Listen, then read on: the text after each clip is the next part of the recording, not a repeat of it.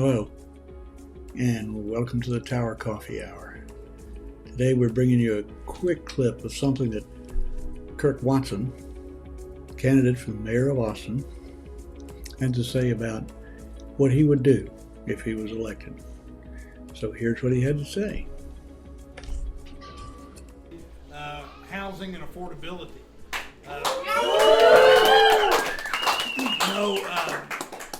We landed that airplane. Now, when we landed it, nobody was in their seats. The oxygen mask had dropped. Nobody. All the babies were crying. We did land it. And what I want to say about that is that it's fundamental, in my view, about where I want to see Austin go, and it's important. This has been a 2-year term. I'll talk about that in a second. But it's important for me to have a full 4-year term, I think, so that I can continue to work, so we can bring things to fruition. And here's what I'll say about that. Those that don't know, I was mayor of Austin, Texas from 1997 to 2001. And I'm now mayor again, obviously. And what a lot of people ask me is, how do we keep Austin? And I'm sorry, my No, that's all right. No. Yeah. How do we keep Austin? And what I tell folks all the time is, I really think the biggest way we keep Austin is we keep Austin a place that everybody, or a more complete group of people, are able to continue to live in this town. When Liz and I got here in 1981, we moved here when I was fresh out of law school, and we moved to Austin for 1 year. We were going to live in Austin 1 year because I had a job with a federal judge for 1 year, and we thought we'd go back up to North Texas. And after about 3 months, we were saying, how do we stay here? We don't want to leave.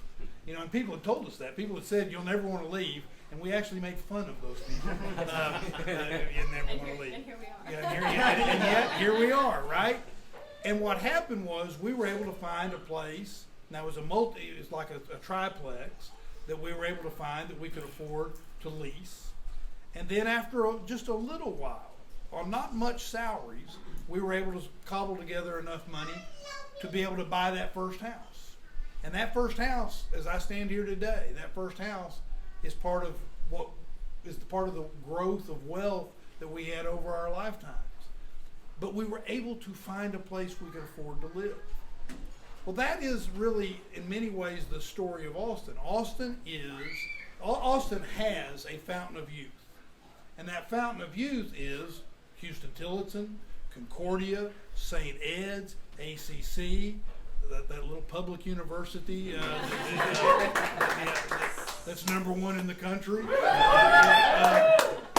And what happens with that is, every year that fountain of youth is replenished, because we have new young people. Christian's here from Killeen. He's a freshman, wants to be an architect. We have new folks moving here, and they bring their new thoughts, their new ideas, their new music, their new culture, their greater diversity. And then what happens is, they say, I never want to leave. And that's what's made Austin Austin. It's embracing that newness, that change. Well, we're at risk.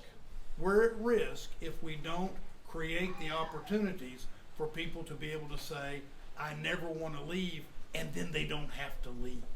And that is fundamental to what we've been working on and what we have been delivering on in this past year. And I might say that this is a great place for me to kind of lay out that little speech, because here we are in this neighborhood, and people have heard me say this, people in this room have heard me say this. This neighborhood puts a lie to the argument that if you have buildings that are of a certain height, that are in neighborhoods where people can live in those buildings, that somehow that destroys the sense of neighborhood, that destroys the sense of community. This neighborhood and this community proves the point of what it is that we've been trying to do. So, how do we keep Austin Austin? We re-elect me for another 4 years. And because I believe we're on the right track to achieve the kind of goals that people in this room want to achieve. So let me end by saying this. Thank you very much for your support of me. It's very important. You know, this is a presidential election year.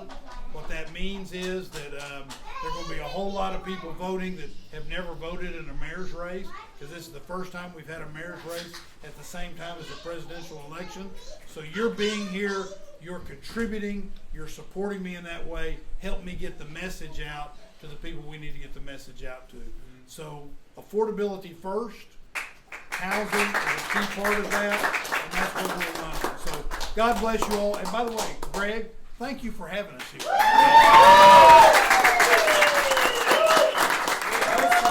Yes. Raise all their hands. We got David, we got Megan, we got Mark, Bill, James.